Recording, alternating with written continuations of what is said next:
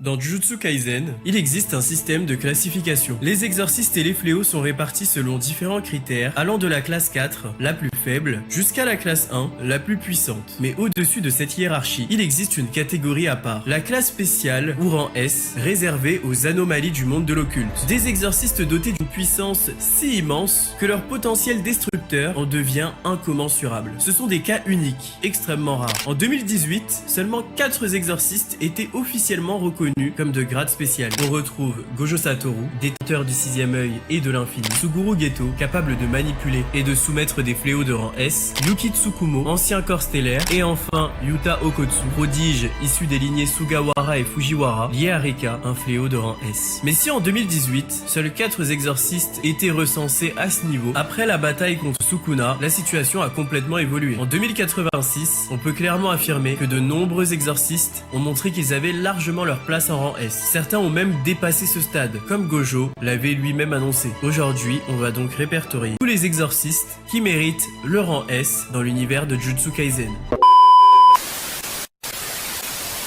Salut la team, j'espère que vous allez bien. On se retrouve aujourd'hui pour une nouvelle vidéo sur Jujutsu Kaisen. Je vais sortir pas mal de contenu en ce moment, donc dites-moi en commentaire les sujets que vous aimeriez que j'aborde, que ce soit sur Jujutsu Kaisen ou d'autres mangas. Je traiterai les commentaires les plus likés. Comme d'habitude la team, pensez à liker, à vous abonner et à activer la cloche de notification pour ne louper aucune vidéo du lourd arrive. Avant de continuer la vidéo, j'aimerais vous parler d'une sortie de jeu qui me hype de fou en ce moment. Je parle bien sûr de NTE pour Neverness to Everness. C'est un RPG open world avec une dimension multijoueur, mais pas dans un monde fantasy classique. Là on est dans une vraie ville avec des quartiers, des écoles, des parcs et il se passe des phénomènes surnaturels, des anomalies. C'est une ambiance qui immerge directement. C'est le genre d'univers où le réel et le bizarre se mélangent. On peut vraiment se balader partout, conduire des véhicules, explorer, passer en première ou troisième personne. L'univers est super vivant. On se sent libre, il y a une météo dynamique et plein d'éléments très stylés. Le jeu sort le 29 avril et il est dispo sur PC, mobile et PS5 avec cross-platform. Pour l'occasion du lancement, il y a plein de contenu à débloquer, plus de 15 personnages jouables, plus de 40 anomalies à explorer, plus de 400 tirages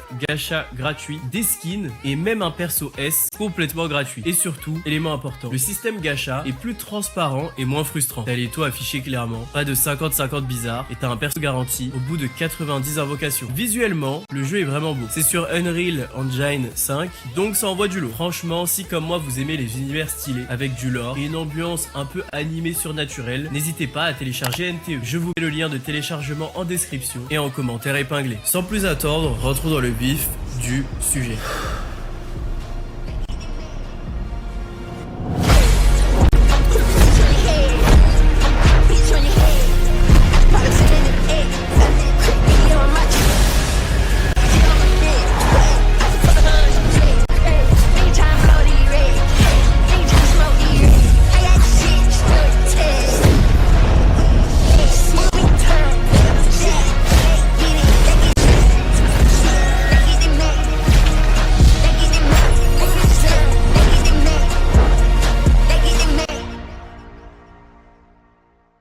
Définissons d'abord ce qu'est un exorciste de rang S. Au chapitre 203, Kenjaku explique qu'un exorciste de ce niveau est capable de raser une nation à lui seul. Dit comme ça, on pourrait penser qu'un rang S se résume à une puissance brute colossale, une technique suffisamment destructrice pour anéantir un pays entier. Mais cette définition reste un peu trop limitée. Certains exorcistes ont clairement le potentiel d'atteindre ce rang sans pour autant posséder une attaque purement dévastatrice. L'exemple le plus parlant, c'est le principal Yaga. Le conseil des exorcistes voulait absolument le classer rang S après qu'il ait réussi à créer Panda. Le véritable danger venait de son potentiel. Panda n'était pas un cas isolé. Yaga était théoriquement capable d'en produire une infinité. Une armée entière de pandas pourrait, à elle seule, prendre le contrôle d'un pays. Ce simple fait suffisait à justifier un classement rang S, même sans technique destructrice du niveau de violet de Gojo Satoru ou d'Uzumaki de Geto Suguru. Le rang S était surtout un moyen pour le conseil des exorcistes de classer ce qu'ils ne contrôlent pas. D'ailleurs, le conseil était tellement effrayé par ce potentiel qu'ils ont tenté d'enfermer Yaga pour lui arracher le secret de la création de Panda. Mais Yaga a toujours affirmé qu'il était incapable d'en produire d'autres. S'il avait dit la vérité, il aurait sans doute été officiellement reconnu comme un exorciste de rang S. Tout ça montre bien que la définition d'un rang S est plus nuancée que avoir une technique capable de détruire une nation. Parce que même si Yaga est puissant, rien ne garantit qu'il puisse rivaliser avec des fléaux de rang S comme Maito ou Jogo. Un véritable exorciste de rang S devrait donc être capable de faire jeu égal avec une menace de ce niveau, voire de la vaincre. C'est pour ça que dans cette vidéo, on va identifier les potentiels rangs rang S de Jujutsu Kaisen en prenant en compte à la fois leur capacité à détruire une nation, mais aussi leur aptitude à accomplir des missions de rang S. On commence cette liste avec Higuruma. Il mérite clairement à mes yeux le titre d'exorciste de rang S. Dans Jujutsu Kaisen, Higuruma est présenté comme un génie dont le talent est comparable à celui de Gojo Satoru. Et ses performances face à Sukuna ne font que confirmer ça. En seulement 2 mois d'exorcisme, il a réussi à maîtriser le sort d'inversion au point de régénérer entièrement son bras. Pour remettre les choses en perspective, Gojo lui-même n'a débloqué cette capacité qu'aux portes de la mort après sa défaite contre Toji. Et ça ne s'arrête pas là. Après avoir simplement vu Sukuna utiliser l'amplification du territoire une seule fois, Higuruma était capable de la reproduire. Ce niveau d'adaptation est complètement anormal. Il possède aussi une extension du territoire redoutable, capable, sous certaines conditions, de priver son adversaire de sa technique occulte. Rien que ça, c'est un avantage décisif dans un combat. Pour moi, Higuruma coche clairement les critères du rang S. Certes, il n'a pas d'attaque capable de raser un pays, mais il a largement le niveau pour gérer une mission de rang S. Grâce à son territoire, il peut obtenir l'épée du bourreau, une arme qui permet d'éliminer n'importe quel adversaire en un seul coup. Peu importe son énergie occulte, son statut ou sa puissance. C'est probablement l'une des capacités les plus létales de tout Jujutsu Kaisen. Et il ne faut pas oublier un détail crucial, Higuruma n'a que 2 mois d'expérience. C'est encore un bébé exorciste. Avec 20 ans de pratique, il pourrait devenir un monstre absolument hors norme. Il a déjà développé le sort d'inversion, donc rien n'empêche d'imaginer qu'il puisse aller encore plus loin et l'appliquer directement à sa technique occulte pour atteindre un niveau encore supérieur. Ensuite, nous avons Maki Zenin. Il est clair qu'à la fin de Jujutsu Kaisen, Maki a sûrement été reconnue comme exorciste de rang S. Parce qu'aux dernières nouvelles, elle est classée rang 4. Et on est d'accord, ça n'a aucun sens. Après le sacrifice de Mai et son combat contre Naoya Zenin, sous forme d'esprit maudit, Maki a atteint son plein potentiel. Elle devient une menace équivalente à Toji Zenin. Grâce à sa restriction maudite complète, elle est capable d'anéantir l'intégralité du clan Zenin. Elle bat Naoya à 2 reprises et elle est une pièce maîtresse dans l'affrontement contre Sukuna. Maki affronte Sukuna en 1v1 et le roi des fléaux lui-même reconnaît qu'elle est capable d'anticiper ses attaques mieux que la plupart des exorcistes. Il va jusqu'à la comparer à Mahoraga. Et même avant ça, Maki dégageait déjà une aura de fou face à lui. C'est une combattante à la fois résistante et extrêmement puissante, capable d'entrer et de sortir des barrières librement. Maki ne possède pas de technique capable de détruire une nation, mais elle pourrait clairement éliminer l'ensemble des forces d'un pays une par une. Dans Modulo, on apprend qu'elle a vieilli et fondé une famille, ce qui implique qu'elle a continué à progresser. Pour toutes ces raisons, Maki mérite clairement le rang S. Ensuite, on a Kinji Akari. Et je trouve ça assez fou qu'il ne soit pas officiellement classé comme un exorciste de rang S. D'après Gojo Satoru, Akari fait partie des exorcistes avec le potentiel de le surpasser. Yuta Okotsu lui-même considère que Akari, lorsqu'il est à fond, est plus fort que lui. Même si bon, je pense que Yuta maxe un peu. Akari a une excellente maîtrise de son énergie occulte. Il est capable de renforcer ses attaques grâce à elle et peut même réaliser des pactes maudits en plein combat pour se sortir de situations impossibles. Sa technique repose principalement sur son extension du territoire, un peu comme Higuruma. Grâce à son domaine et en remplissant certaines conditions, Akari obtient un jackpot,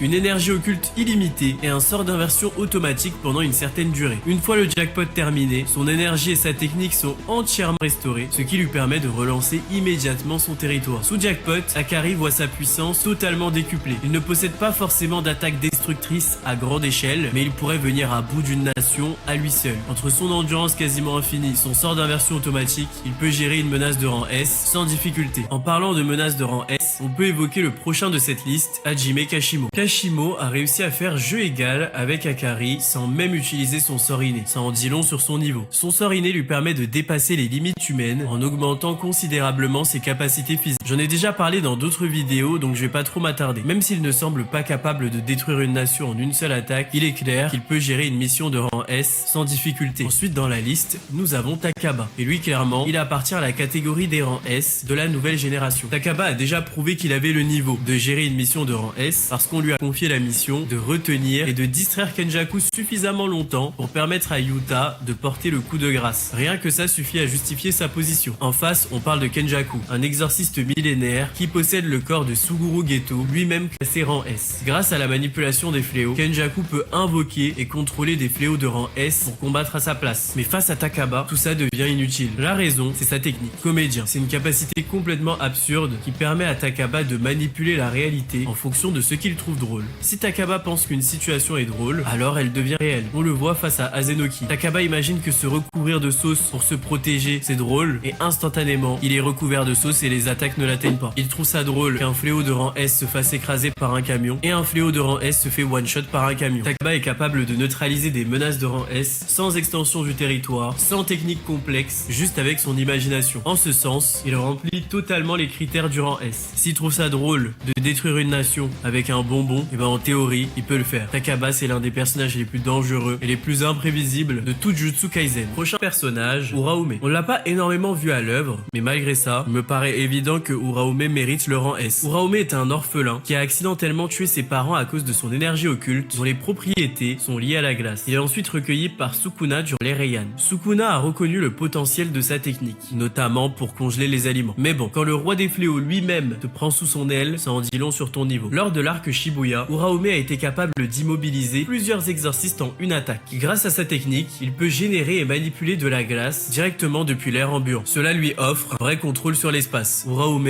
parvient également à rivaliser face à Akari durant la bataille de Shinjuku. Et on parle ici d'un exorciste qui en jackpot devient quasiment immortel. Après bon, on sait pas vraiment s'ils se sont battus ou s'ils ont Doro, mais dans tous les cas, Uraume n'a pas perdu. Uraume maîtrise le sort d'inversion, ce qui renforce encore sa dangerosité et sa capacité à durer dans un combat de haut niveau. Pour toutes ces raisons, il coche largement les cases pour être un exorciste de rang S. Ensuite, nous avons Yorozu. Comme pour Kashimo, j'ai déjà beaucoup détaillé ses capacités dans cette vidéo, mais il est clair qu'elle mérite le rang S. Yorozu a réussi à envoyer des attaques sur Sukuna à 15 doigts, ce qui reste un énorme exploit. Elle possède aussi une extension du territoire, avec la sphère parfaite, capable de tout détruire. Son sort inné est également très puissant, au point de lui permettre de recréer la légendaire arme de Sukuna Kamutoke. Yorozu pourrait détruire une nation et aussi gérer une mission de rang S. Ensuite, nous avons Tsurugi Okotsu, issu de Jujutsu Kaisen Modulo. Pour rappel, Tsurugi est le petit-fils de Yuta et Maki. Il possède comme sa grand-mère une restriction maudite qui le prive de la majorité de son énergie occulte, mais lui confère en échange des capacités physiques hors du commun. S'il est clair que Tsurugi, avec sa restriction incomplète, atteint au mieux le niveau de rang 1, eh bien, sa forme en fusion avec Rika le fait passer à un tout autre niveau, celui d'un rang S confirmé. Lors de son affrontement face à Maru, Rika apparaît au moment où Tsurugi est en difficulté. Elle lui prête sa puissance, créant un hybride mêlant restriction maudite et énergie occulte massive. Ce combo est juste létal. Maru ne parvient plus du tout à suivre Tsurugi. Sa technique, chaos et harmonie, devient inefficace face à la pression imposée par Rika. Dans cette forme, Tsurugi est capable, en un seul coup d'épée, d'anéantir une horde de fléaux. Il possède un grand arsenal d'armes et toute la puissance de Rika. Il est donc clair que sous cette forme, il peut détruire une nation et gérer sans difficulté une menace de rang S. La menace de rang S que Tsurugi a affrontée sous cette forme, c'est clairement Maru. Et pour moi, il est évident que Maru mérite lui aussi le rang S, vu ce qu'il a accompli dans Modulo. Maru est un lumélien qui possède l'une des techniques occultes les plus broken de tout Jujutsu Kaisen. Son sort, chaos et harmonie, lui permet de défier les lois de la logique et de l'espace. Il peut manipuler la gravité, léviter, utiliser la télékinésie, jouer avec la température. En bref, son pouvoir incarne littéralement le chaos. C'est une technique extrêmement polyvalente qui lui permet de tenir tête à Tsurugi dans sa version fusionnée avec Rika. L'aura de Maru, lorsqu'il active son sort, est d'ailleurs tellement oppressante qu'elle rappelle à certains la peur ressentie face à Yuji Itadori à son prime. Ça en dit long sur son niveau. Maru est aussi un excellent épéiste et est capable de rivaliser avec la restriction maudite de Tsurugi. Il est donc clair que Maru a le potentiel de détruire une nation à lui seul. Son sort est juste trop puissant. Ensuite, nous avons le GOAT absolu de ce manga, Toji Fushiguro. C'est assez fou qu'il soit pas officiellement recensé comme un rang S, mais il n'y a aucun doute sur le fait qu'il appartient à cette catégorie. Toji a été capable de vaincre Gojo Satoru et Suguru Geto dans la même journée, alors que c'est les deux plus forts. Sa restriction maudite totale est poussée à son maximum, combinant agilité, force, intelligence et réactivité. Lors de son retour pendant l'arc Shibuya, Toji a été capable d'écraser Dagon, un fléau de rang S, directement dans sa propre extension du territoire. À ce moment-là, Naobito, Nanami, Maki et Megumi étaient tous en difficulté face à lui. Toji l'a éteint avec une facilité déconcertante. Toji a donc largement prouvé qu'il appartient au rang S, puisqu'il a réussi à tuer à lui seul et facilement un fléau de rang S. Ensuite, je rajoute dans cette liste Kenjaku. Et oui, même si Geto est recensé comme un exorciste de classe S, ce n'est pas officiellement le cas pour Kenjaku. Mais bien sûr, il appartient à cette catégorie. Kenjaku est un exorciste millénaire dont la technique lui permet d'implanter son cerveau dans le cadavre d'une personne et de récupérer son corps, ses souvenirs et sa technique occulte. C'est déjà en soi une capacité totalement broken. Et ça ne s'arrête pas là, car même dans son nouveau corps, Kenjaku est parfois capable d'utiliser les techniques occultes des anciens corps possédés. On le voit notamment face à Yuki, où il utilise la technique gravitationnelle de Kaori Itadori. Kenjaku maîtrise également le sort d'inversion et il possède une extension du territoire. Rien qu'avec le sort de Geto, il est déjà rang S. Mais si on ajoute son savoir, son expérience et ses autres capacités, il devient clairement l'un des combattants les plus dangereux du verse. Il a d'ailleurs réussi à vaincre Yuki, qui est recensé rang S. Parlons maintenant de Dabura, qui semble être un des personnages les plus talentueux de tout Jujutsu Kaisen. Dabura est présenté comme le plus fort des Sumériens. Dès son introduction, on nous le décrit comme une menace du niveau de Ryomen Sukuna. Il a également affronté Mahoraga, tout comme Gojo et Sukuna, et c'est d'ailleurs dans ce combat qu'il révèle tout son potentiel. Dabura possède une technique lui permettant de manipuler la lumière. Il peut se déplacer à une vitesse extrême et matérialiser cette lumière pour lancer des attaques destructrices d'une rapidité redoutable. Pendant son affrontement contre Mahoraga, Dabura développe le sort d'inversion et régénère complètement sa jambe. Il applique le sort d'inversion sur sa technique et il réussit à créer un tout nouveau sort, les ténèbres. Dabura développe également une extension du territoire. C'est un véritable génie capable de réaliser en plein combat des sorts qui demandent normalement des années d'entraînement. Dabura possède un arsenal extrêmement varié de capacités destructrices, largement suffisantes pour raser une nation. C'est clairement l'un des personnages les plus puissants de tout le verse et bien évidemment, il mérite le rang S. Et enfin, parlons de celui qui a clairement dépassé la classe S et dont la puissance est devenue incommensurable, Yuji Itadori. Dès la fin de son combat contre Sukuna, Yuji maîtrisait déjà le territoire simple, le sort d'inversion et l'extension du territoire. Il possédait également